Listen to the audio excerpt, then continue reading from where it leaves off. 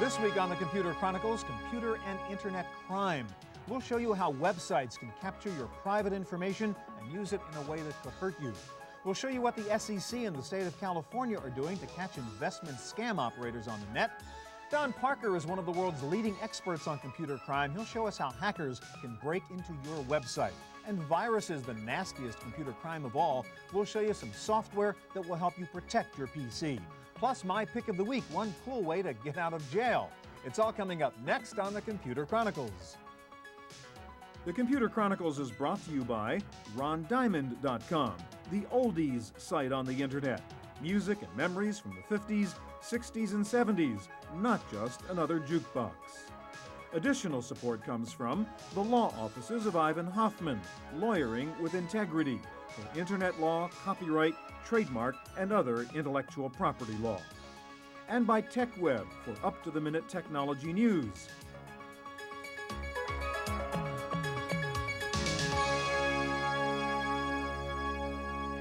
Hi, and welcome to the Computer Chronicles. I'm Stewart Cheifet. Well, the good news about the internet is that it is open. No matter what computer you're on, no matter what operating system you're using, everyone can communicate with everyone else. The bad news is that once you log on to the net, you are part of an open, two-way network, and bad people can do bad things to you and your computer. We're going to start with a look at several internet risks for the average user, and here to help us is Connie Guglielmo, Silicon Valley Bureau Chief for Interactive Week, and author of actually their cover story on the Black Market Bazaar on the web, and we're going to talk about some of those things. Connie, let me ask you about privacy first of all. That's one of the things a lot of people are concerned about. You go to a website, it says we have a privacy policy, and you assume, oh, okay, my behavior is protected, I'm private. Not so, huh? That's right. There is no standard today for privacy online. The FTC is looking at mandating that sites put some sort of privacy statement that assures you that your privacy is protected. But today, basically, anybody can put up a privacy statement as long as they disclose what it is that they're doing with the data they collect. So where I'm going, what I'm doing, what I'm buying, somebody can be following me all the way through. That's right. Now, you have one example up here of the Ticketmaster site, for example, and if you go through that, it says somewhere we have a privacy policy, right? That's right. On the opening page, if you scroll down to the bottom, in very small point size, it says our privacy policy. And I would assume, oh, cool, they have a privacy policy, I don't have to worry. And I think most people would assume that. But nobody ever reads the privacy policy. Well, very few people do, right. And that's why we're showing it to you today. Okay, and what does it say, in fact? It discloses, as I said, what they collect and what they do with that information. And if you actually take the time to read their policy, there's a little subhead here, will Ticketmaster Online share this information with other parties? You bet. How convenient. And if you read it, they do indeed share that information. Now, who do they share it with? Promoters of events, certain of our third-party partners. And that's anybody they want it to. Anybody. That's right. So you should assume that somebody can use the information about your behavior on a website. That's right. Even if they have a privacy policy. You should always click. If you're concerned about privacy on the web, it's up to you. It's up to you to check, to read, and there's no option here, click this block if you don't want us to use your information. No, a lot of websites actually have an opt-out policy, but not as many as you would like to. All right, let's talk about actually people on the web, people running sites that are doing illegal things like selling you stuff they shouldn't be selling you, like prescription drugs. That's right. We did a survey several months back and looked at some of the vices that people have. Tobacco, drugs, guns, alcohol. The good news is that we found that you could not buy guns online. People were very considerate. But, an example we hear about is buying Viagra online without ever seeing a doctor or being examined. That's right. If we go to the Viagra order page at Online Physicians, it takes you to 2 or 3 simple screens. One of them is a medical consultation screen where you agree that you've been consulted. Are you alive? Yeah. Are you breathing? Are you clicking? And then if you click, you're qualified. You're qualified. Actually, the final qualification is putting in your address and your credit card data. Yeah, that's a credit card number. That's a Once you've done that, you've been qualified. So you can buy prescription drugs, which could be dangerous for you online without ever talking to a doctor. That's right, and we've done it. All right, you mentioned alcohol. You can buy booze online even if you're underage? I don't want this to be a tutorial for kids, but it should be for parents. That's right. Again, we found another site on the web where you can buy wine and other spirits. It's a supermarket. This is koshersupermarket.com. That's right. And again, the assumption is that you're using a credit card to buy it. I am sure that they're not expecting a lot of children to find this site. Koshersupermarket.com is not an Amazon sort of supermarket there. But however, if you're a minor, you can buy the alcohol. If you have access to a credit card and have a place to have it shipped, we go to the wine and spirit section, And there's quite a selection of imported whites, reds, specialty liqueurs. Again, you can buy what you want here. It conveniently gives you the total. I go to checkout, give them my credit card, and I'm on my way. All right, same idea with buying tobacco, right? Even if you're under 18, you go to certain sites, you can just go out there and buy cigarettes and cigars and so on. Again, the advantage of the web is that you get a lot of selection and choice when it comes to these product sites. The disadvantage is if you don't want to have your underage child shopping on the web, then you should probably be very careful about where they're going. Last thing, Connie, there is a site that sort of rates a lot of these e-commerce sites, so you have some idea of how qualified, how reliable a particular vendor is. That's right. Just show us that one real quick. This holiday season, November and December, consumers are expected to spend $6 billion online. It's the biggest online shopping season ever. So where should you go? And there's a lot of concern about where to shop, especially if you're a new buyer. And bizrate.com has a site which ranks websites, and they use it based on the data of consumers who have shopped there before you. So you're actually getting buying information. If you're not sure about an online site, you can go to Bizrate and check them out. And I would absolutely suggest that you do that. Connie, thank you very much. The internet has been great for empowering investors. Low cost, quick access, lots of data, but the speed and availability of internet investment sites also makes it ripe territory for scam artists. Now, the SEC deals with this problem at the federal level. At the state level, California seems to be the mecca for investment scams. And to deal with the problem, the state has created a special agency to investigate and prosecute online securities fraud. Andrew Holmes is an attorney with the agency's San Francisco office. Andrew, give us an idea of the kinds of cases that come to your office. What kind of investment frauds take place on the web? There are all sorts. There's everything from the classic pump and dump scheme where you have folks lurking in chat rooms talking up stocks and unbeknownst to you. Pump up the price and then dump it and sell it. Exactly. There's also the non-existent company that people try to sell shares in. There's a good example of that actually recently that our department ended up working with the Santa Cruz District Attorney's Office. It was a company called Interactive Products and Services. Okay. And they were raising money online? They were raising money online. They were calling themselves the next Microsoft. Had a very glossy website, very professional looking. But when the investors and when the regulators took a closer look, we realized that there was no substance to any of the claims. There was no there. Right. And that's one of our... so people have invested money, lost money, the guy took off or whatever? Well, luckily, that often happens. The guy takes off. In this case, we caught the guy, and the Santa Cruz District Attorney prosecuted, and he's now a resident of the state prison system for the next 10 years. All right. That's a good example. But for every one that we catch, there are probably hundreds that we don't even know about. All right. So it's sort of buyer beware here in a way, right? And I want you to show some of the websites where we can go to verify that the person we're dealing with online is legit. So sure. where would we start?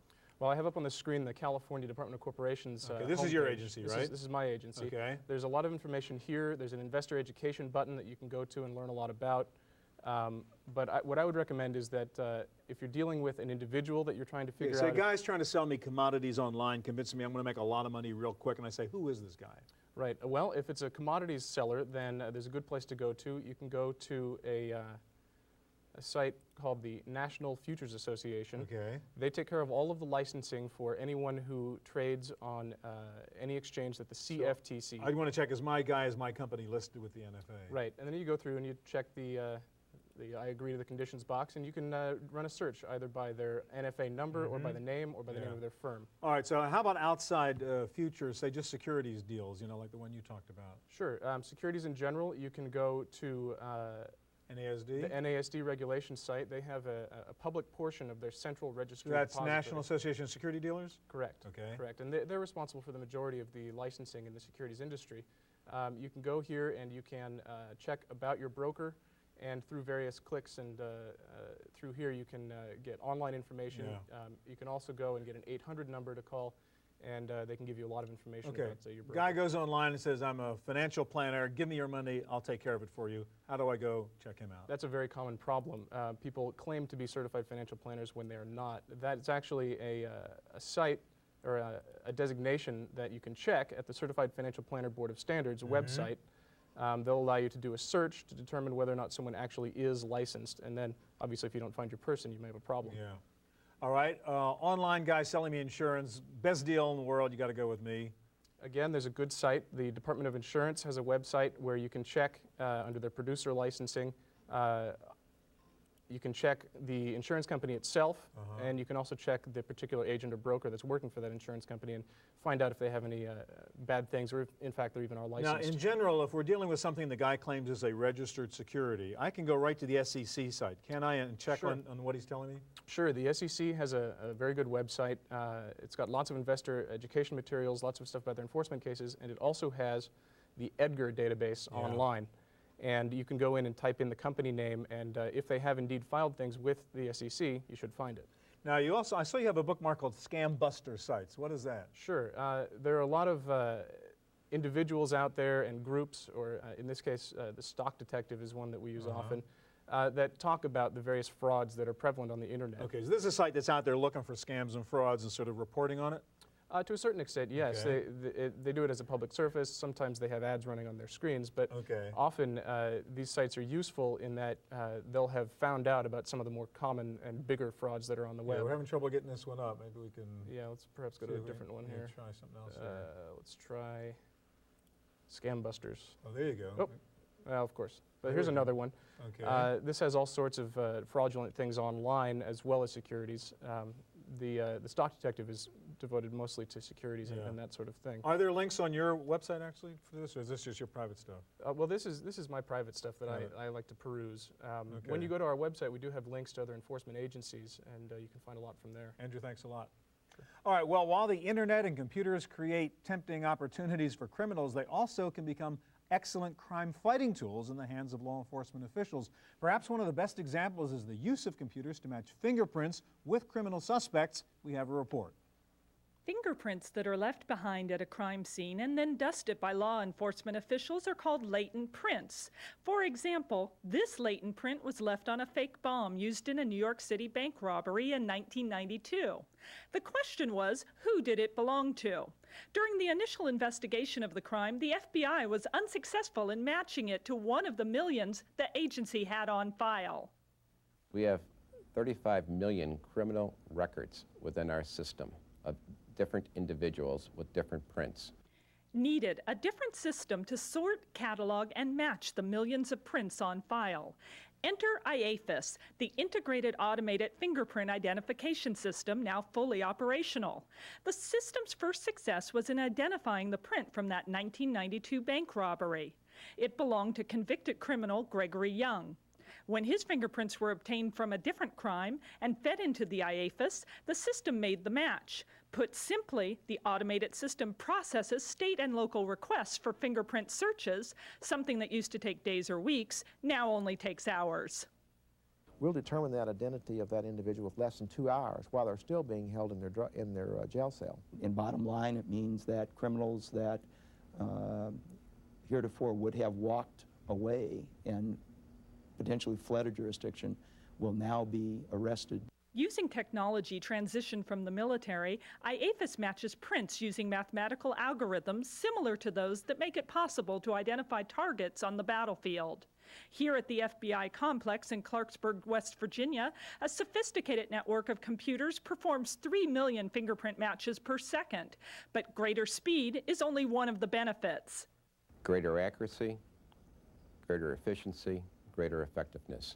The system now links every state and local jurisdiction across the country. It can also be used for background checks for job applicants, check writing, and gun purchases. But those involved with IAFIS believe its most important role is helping to catch crooks. We'll see far fewer criminals left on the street. And that should reduce the crime rate in the country. For the Computer Chronicles, I'm Sarah O'Brien. One of the great fears of any company running a website is that hackers will get into it, steal information, or tamper with the site.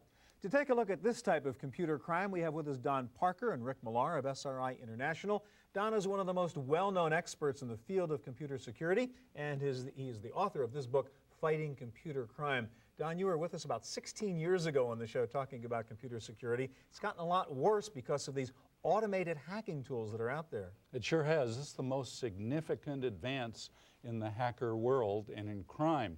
And that is that very few highly skilled hackers can create these automated tools that can be used by any number of script kiddies of hackers who have very little skill and yet can do the most powerful crimes in the world. They can multiply their evil by passing it on to people who aren't as knowledgeable. That's correct. All right, Rick, let's set up a scenario here. We're in the valley here. I live in one of these new high-tech buildings with a T1 line going through. I'm in my apartment there, and there happens to be another guy who lives in the same building who's a network administrator. You can actually get in there, hack into his site, and mess around with his website, right? Exactly. All I need to do is put a sniffer on my machine. It's just a piece of software that listens and pulls packets of information off of the network. Such as his password and his ID. Exactly. And with that information, I can pretend to be the network administrator myself. Show us how you would do that. Okay. First thing I would do is, using the information I gain, I know that he's running his web server administration server on port 3051. So you can get in there? Yes. So I go to, and got his user now you know his ID and password. Yes. And using that, we get in, and now I have essentially full control over his web server. You're now running his server administration. Exactly. Tool. And what the exploit I'm going to do is I'm going to add an additional CGI bin directory, which is a special type of directory that will allow you to execute programs instead of just bringing up a web server. So you could actually dump your own content onto his website now. Exactly. Okay. So just tell us what you're doing. I'm adding here the directory that's just going to point to the actual directory on their web server, which is user openwin bin. Okay, the way to dump your stuff onto his site. Exactly. Okay. Ultimately, that's what will happen.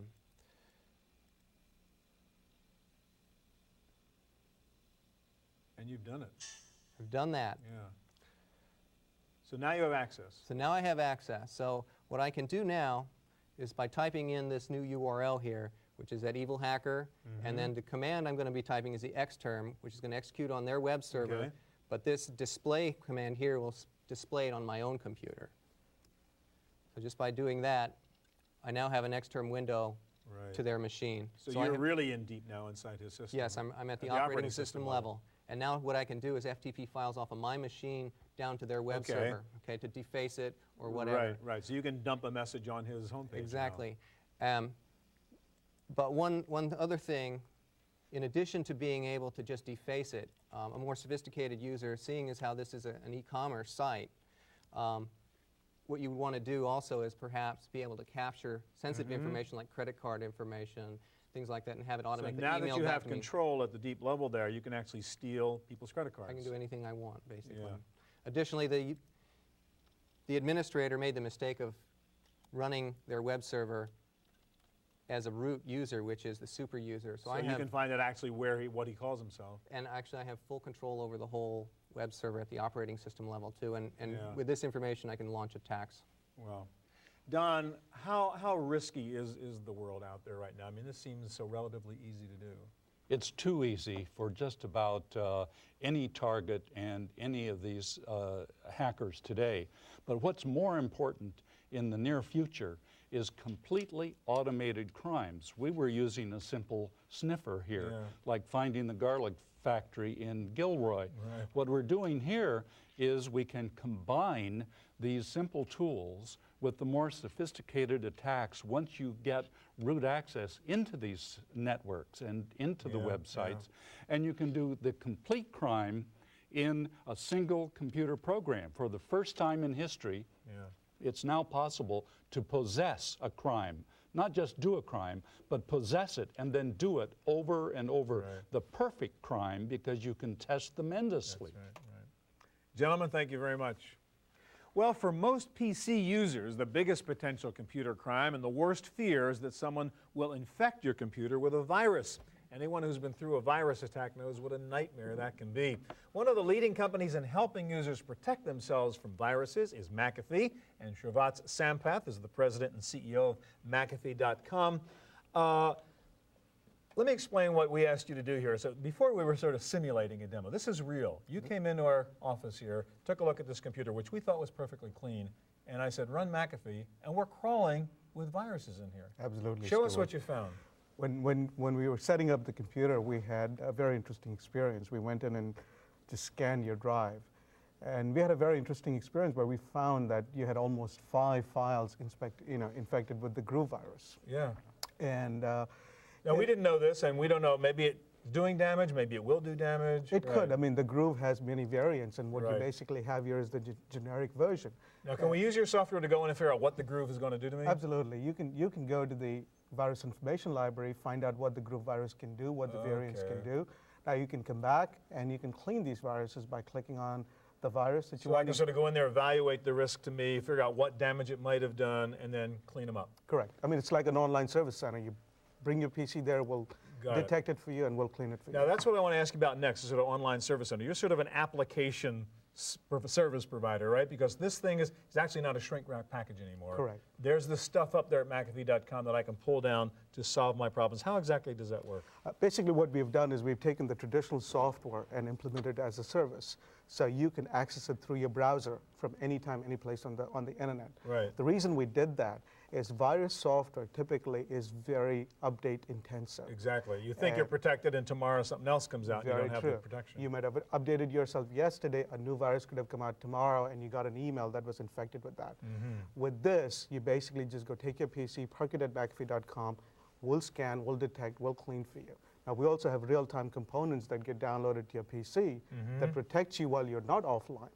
So this is what we're bringing together is the internet and the software in a service metaphor. Now, are we on your website right now? Is that what we're doing? So we were website. actually using your internet application. Sure. Anything else you could show us in terms of some of the functionality? Absolutely.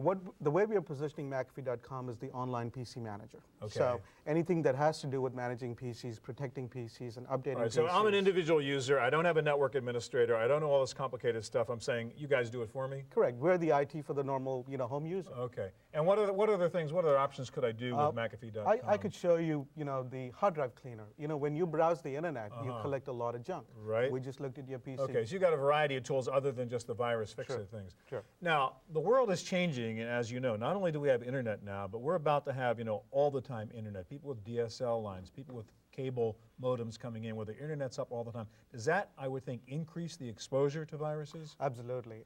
If you really look at corporations, they're putting a lot of effort in place to protect their networks, whereas the home user is totally unaware of what can be done, what could happen to their PC. And what we saw over there, I mean, you're exposed 24 hours a day potentially. Yeah, the person who's hacking probably will get more out of hacking into your personal computer than out of a corporate network. Because on your personal computer, you got your tax records, you got your credit card records, you got your wills, who knows? You know.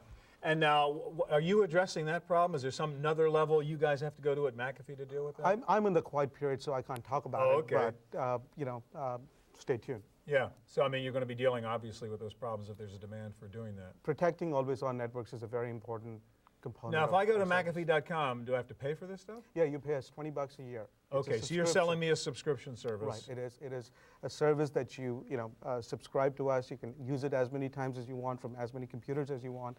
And we basically built it as a subscription. And as you point out, the problem with antivirus software is the minute you buy it, it's useless because tomorrow some hacker's coming out with some And what's evolving is, that's the same case for any software. Yeah. Because the updates are so intensive and so fast that you can never keep up with them. Okay, Cheifet, thank you so much. Thank you so much. All right, that's our look at computer and internet crime. I'll be back in just a moment with my pick of the week, software that lets you print your own get-out-of-jail card. Don't miss it.